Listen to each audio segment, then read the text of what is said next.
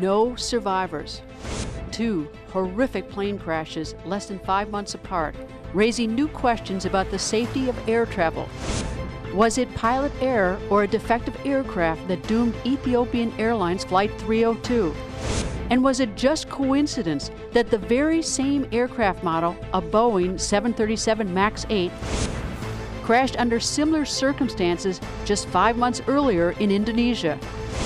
To get answers, I will speak to aviation and industry experts, including an airline pilot who has flown the Boeing 737 MAX.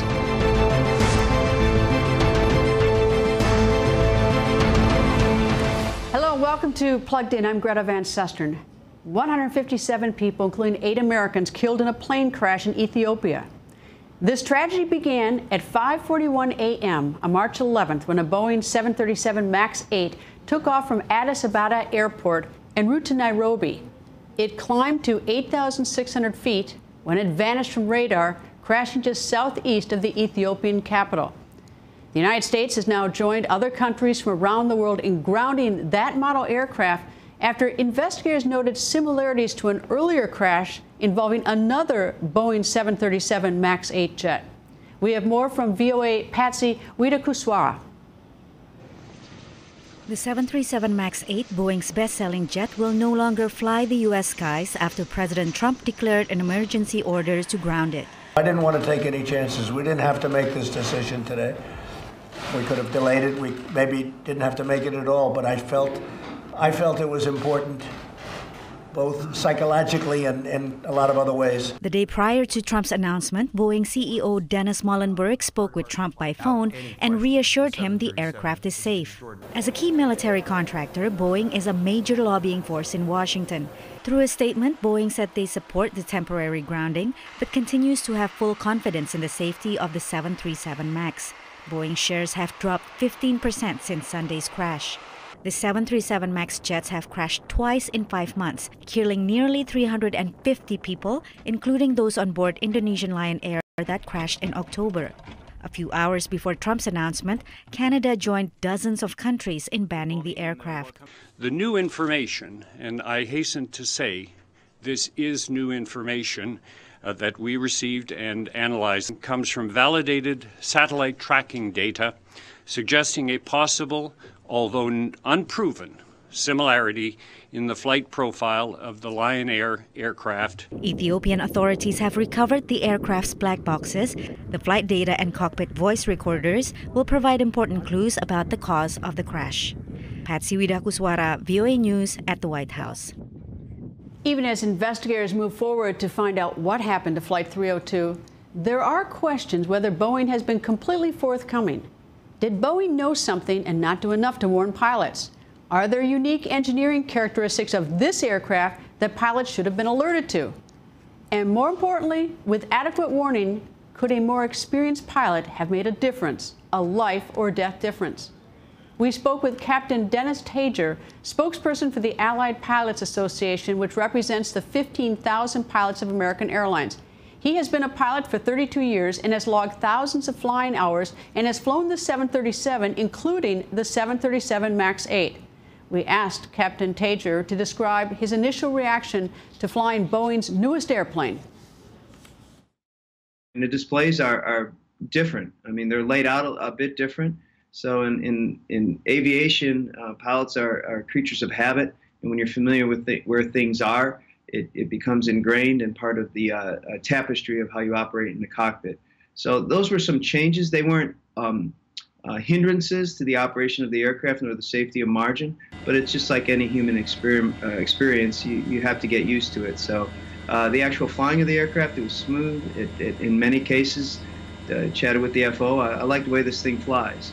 So whatever software control laws that we're learning about that have been installed on the aircraft, the SONS, the MCAS, the Maneuvering Characteristic Augmentation System, which we knew nothing about, whatever Boeing had done to the aircraft, we were pleased with, I was pleased with how it flew and handled, and the new engines, different to start them, and some other technical aspects which we were trained on, all performed as advertised. You say your understanding that the MAX 8 changed drastically after the Lion Air crash in Indonesia last year. Absolutely. When that crash happened, Boeing on I believe it was the 6th of November, and followed the next day by the FAA Emergency Airworthiness Directive, disclosed to us a system which was not in our books, non-existent. We weren't trained on it, we weren't aware of it, and we weren't the only ones. Our company, American Airlines, and as I understand, all the companies throughout the globe, in their flight manuals provided to them from Boeing, this information was not disclosed. So then we asked some serious questions. What else on the aircraft have we not been made aware of? And let's get to the MCAS and how does that work? Why is it on the aircraft? Explain the software that Boeing installed to make sure the MAX 8 engines don't stall. What is MCAS and how does it work? The MCAS system exists because the engines on the 737 MAX are further up on the wing. They're larger. When they test flew it, they told us that they found when they went to a recovery and you threw the engines up, it caused the nose of the aircraft to pitch up, which is counter to what the pilot's trying to do.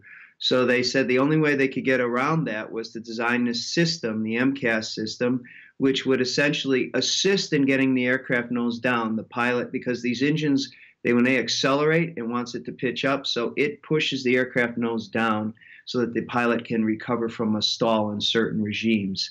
So are you saying tragedy might have been averted if the pilots had been more familiar with the software or knew how it worked?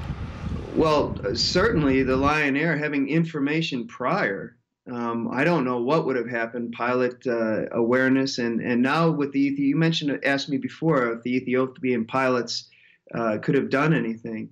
I don't know. We don't know what exactly happened there, but if it's a parallel of Lion Air, this software brings in such dramatic control change so quickly that even if you knew the system existed and how to counter it, it's much like what Captain Sullenberg talked about, and you've seen in the movies. There's reaction time. You need a little time to process what's going on. It's down to seconds, but we need reaction time to identify. That's what the problem is. There it is. There's a solution. And seconds count in this particular software design, and that's going to be corrected on a multitude of levels. 2 sensors required is what we're hearing. Good. Not relentlessly triggering this. Perhaps an initial charge and then a second evaluation. And not to full nose down limit. These are questions that our pilots asked after the Lion Air crash. And they're out on the line, they're out in the foxhole doing this every day, and they're on the airplane with our passengers. They're the last line of defense and the last line of authority to approve a safe flight. So that's why they ask these questions. They're highly trained, highly experienced in the U.S., but not if we don't have the information. Captain Tager says he is confident Boeing will make all that information available to pilots before any of these new planes are back in the air. In the meantime, the Ethiopian Airlines crash touched many countries across the globe, 35 nations to be exact. Here are the countries of origin for the 157 victims of Flight 302. Aboard the flight, 18 Canadians, 9 Ethiopians, China, Italy, and the U.S. all had 8 of its citizens each. France and the United Kingdom had 7 each. Egypt had 6, and Germany had 5 passengers on board that flight. 27 other countries were home to 43 additional passengers. But the country that lost the most citizens on board Ethiopian Airlines Flight 302 is Kenya, with 32 passengers. And behind each of the victims is a family in deep mourning. 34-year-old Abdullahi Ibrahim was just one of the 32 Kenyans who perished in this Nairobi-bound flight. His family, like the families of the other 156 people on that ill-fated flight, are still trying to come to terms with the unexpected tragedy. VOA's Rael Umbur has more in our report, narrated by Plugged In's Valikia Newsom. Mourners gather in Nairobi's Kibera neighborhood at the home of Abdullahi Ibrahim, one of 149 passengers who perished on board Ethiopian Airlines Flight 302.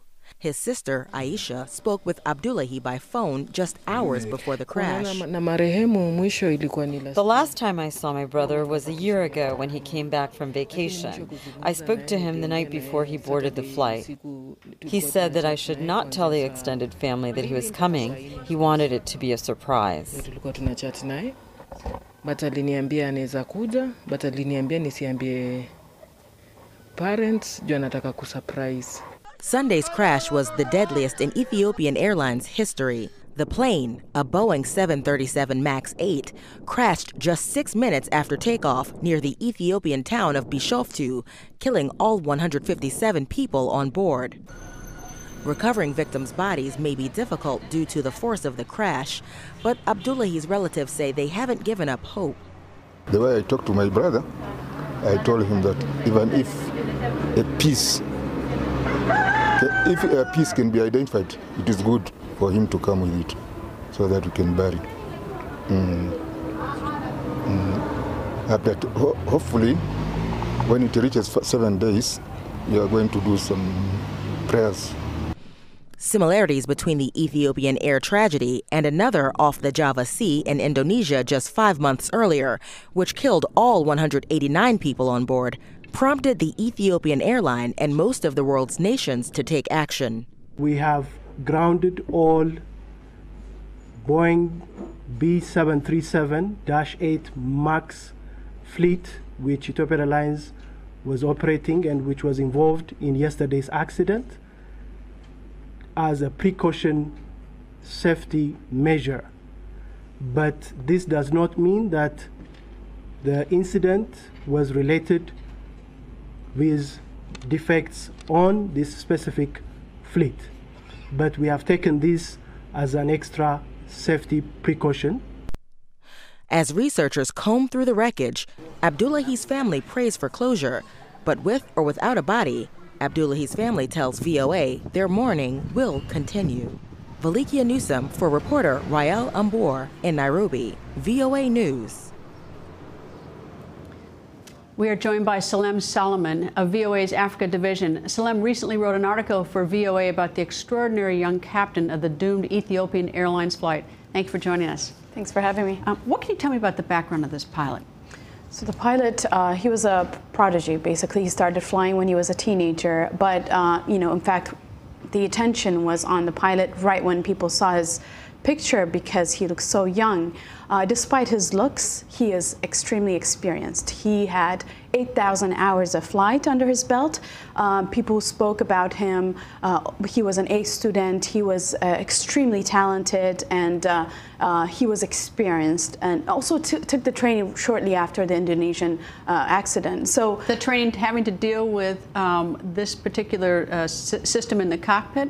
This particular aircraft, MAX 8. And so the experience was not an issue in terms of the pilot.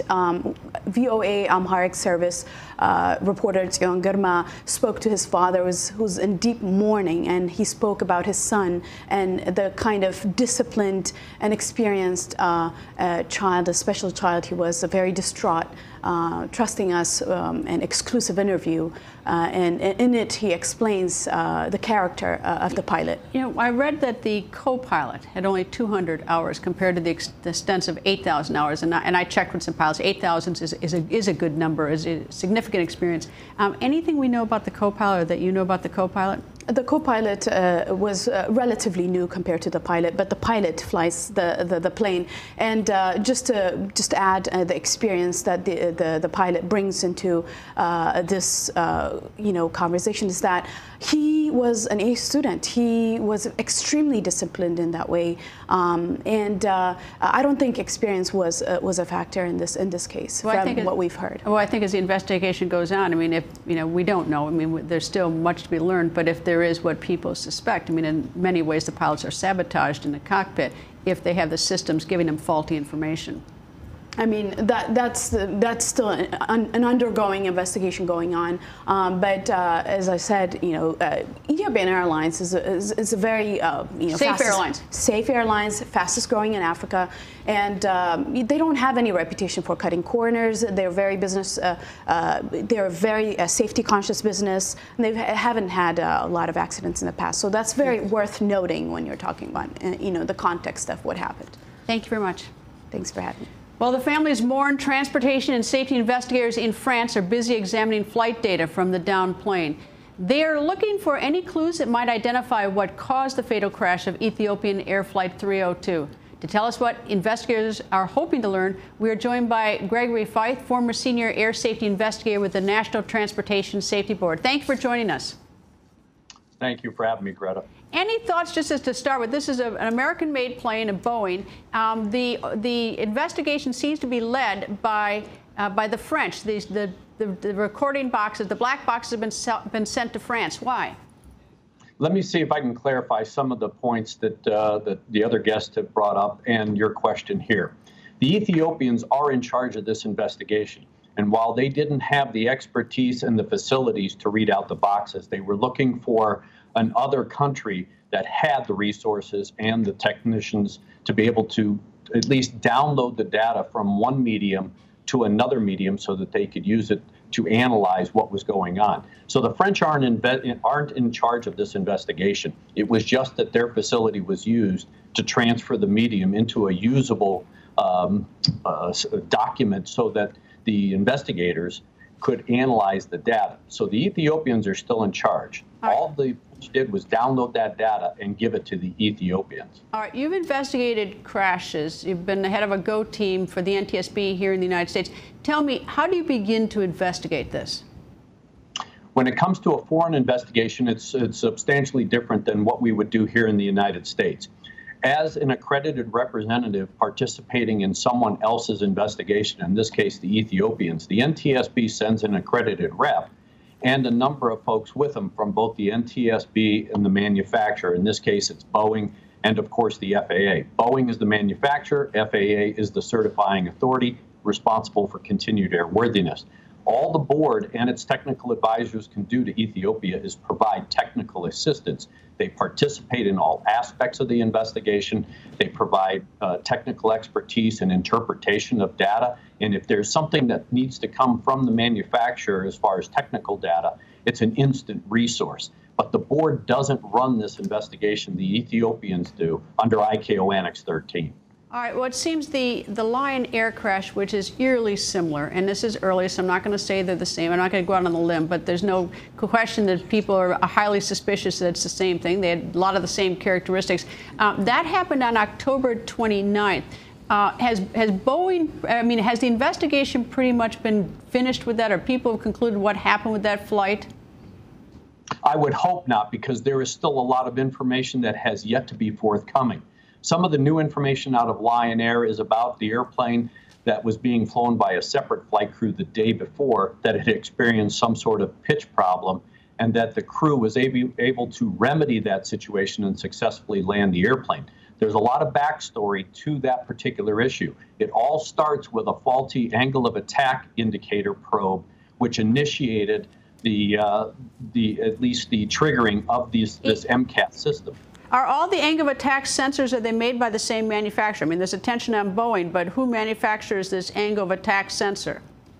Well, that's the big question, Greta, was this a supplier problem? Is there a chronic problem with somebody who manufactured it outside of Boeing and there was a fault with it?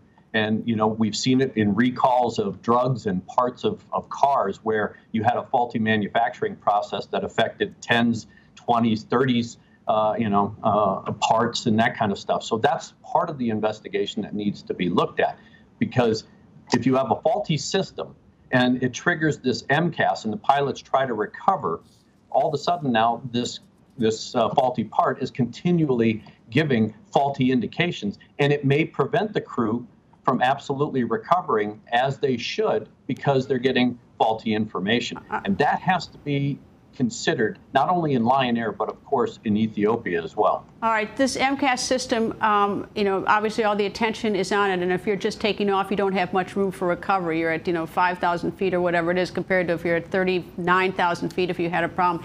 Is it possible that there are other similar problems and that we don't yet know about them as a consumer or as a passenger because the attention is on the two fatalities? I think you bring up a good point there. We have to look at both of these accidents. Everybody wants to make this about the MCAS system, and they're trying to draw very close parallels between the two. Unfortunately, the Ethiopians, now that they have the data downloaded from the CVR and the FDR, have been very tight-lipped about providing any information, not only to the public, but to the folks involved, that is Boeing, NTSB, and the FAA. And so the question is, what was the triggering event in Ethiopia, and was it the same as in Lion Air? Because you can have other issues with unreliable airspeed that could give you a similar type profile if the pilots are reacting properly or improperly to that kind of fault versus an angle of attack indicator, as we've seen in Lion Air. All right, the 737 is a workhorse around the world. We fly them all the time in the United States. There's so many different generations, so many different models. Is a 737 MAX 8 is a significantly different model than the previous 737s? And is it in part because the engines are farther up to the front of the plane, causing an issue really of balance of force? Is this a bit different plane than the other 737s? When you look at the MAX compared to the older generation airplanes, it is different because the engines are forward on the wing. The wing is actually different. The landing gear is different. But when you look at the cockpit, as the captain stated previously, there are some ergonomic things where they have bigger screens and that kind of stuff. But they still have some of the old technology, like the old trim wheel. And so during the course of certification, the FAA sets a standard that the airplane has to meet. And if they're trying to keep a common type rating, then the FAA dictates if you want to keep this as a common type rating with the older generation 737s, you have to do certain things. And I think through the investigative process, that information will come out, what was done to keep the airplane in the family of 737s rather than creating a separate new type rating for pilots who would have to have different types of training. All right. Thank you very much for joining us, sir. You're welcome. The question many, of course, will ask when a commercial jetliner goes down, how safe is flying? Let's take a look at the numbers. According to the Bureau of Aircraft Accidents Archives in Geneva, Switzerland, there were a total of 113 aircraft accidents in 2018, resulting in over 1,000 fatalities. So far, there have been 20 this year, over 200 deaths. And since 2010, there have been more than 1,182 aircraft accidents and more than 7,770 deaths. But here are a few more facts.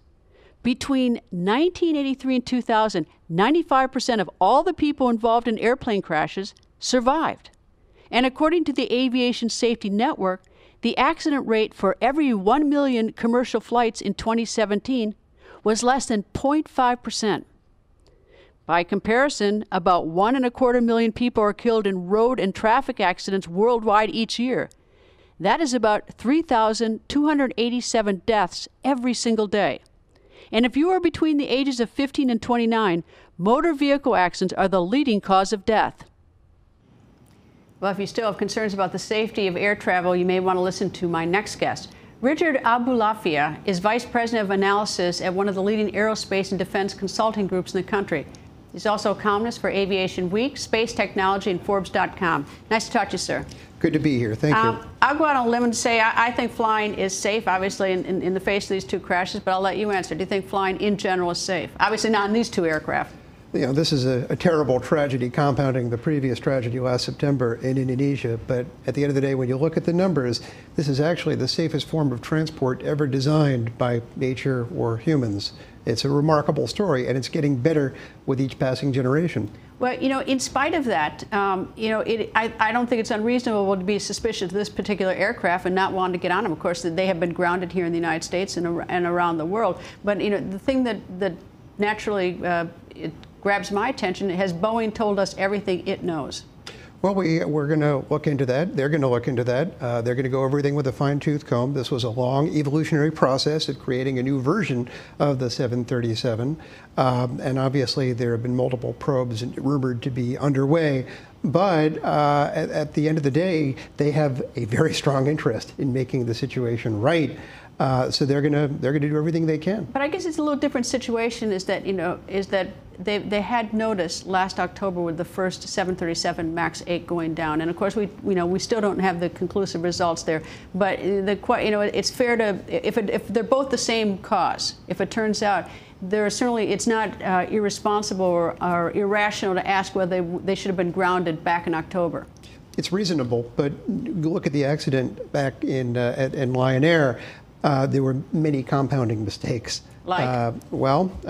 It was clear that plane was not airworthy, and yet somehow it was Meaning permitted. that the day before it had a similar incident. And there were previous incidents. For some reason... Just for this particular aircraft or this model of aircraft? This particular aircraft, not the model, but this particular aircraft. And yet somehow the crew wasn't properly notified that this was an issue. So there are all kinds of issues at play here. As your previous guest, Mr. Feith, pointed it out, it's never just one story of one system on one aircraft. There are numerous compounding factors, and that's one of several that took place in Lion Air. Well, if it turns out that the pilots were struggling, the plane's going up and down, and it's on takeoff at a low altitude, it seems that there's an incredible amount of similarity. So it's not irrational to think that the same cause. Yes, that's correct. I mean, of course, it could turn out to be something very different. That's correct, but there are procedures, and maybe this is a matter of training, maybe it's a matter of software. It ultimately can be made good, assuming that this is everything and there are no showstoppers. But if it's faulty sensor, bad software, proper training shouldn't be the answer to it. Boeing should correct it so it's not bad product, bad sensor, or bad software. That's exactly right. Because you shouldn't have to train around a potential catastrophic event. That's exactly right. But nevertheless, the accidents, the disasters that took place would have been compounded by these things. So in other words, this is not a fatally flawed product or something that has to be completely redesigned. This is a series of discrete and manageable issues that may or may not include training changes. What's the impact on Boeing? Well, this is why only very big companies with deep resources can build jets, because this is going to be costly. There are so many forms of expense here for this tragedy. But it could come to $1 billion in terms of compensation, in terms of what they have to give to airlines to make it good. That's assuming and not an expense whether or not those planes get up and running again too. That's correct. They're going to have to figure that out. So that's another expense. There's a lot of variables, but I think a reasonable best case scenario is in the hundreds of millions or $1 billion. But at the end of the day, this is a company that earned about $10 billion last year. In other words, it's going to be painful, but this is also not a real threat to their future competitiveness. Well, they don't have a lot of competition. What's it? The Airbus, the French-made Airbus, is the main competition of Boeing? Pan-European Airbus, centered mostly in France. That's right. And that's their main competition? Yes. The aircraft industry is a duopoly with very high barriers to entry. It's very hard to break into it. I thought it was interesting is that when that Boeing, that flight went down in Malaysia and they found part of the plane later, the part went to France for identification. And it was a Boeing plane, a 777. This also went from Ethiopia, the black box, to France to have them figure out what was in the black box. Is there any reason why it doesn't come here to the United States? Well, that's a good question. Some people have opined that maybe the people involved in the airline are afraid of having any kind of perceived conflict of interest between, say, Boeing and the FAA. Another possibility is that, frankly, the French agency is really good at what they do. They're very well resourced. And of course, the black box is going to give us a wealth of information. That's right. Anyway, what a terrible tragedy for these families. Thank you very much for joining us. That's all the time we have for today. Stay plugged in by liking us on Facebook at Voice of America. And you can also like my Facebook page at facebook.com/Greta. And do follow me on Twitter at Greta. Thank you for being with us. Stay plugged in.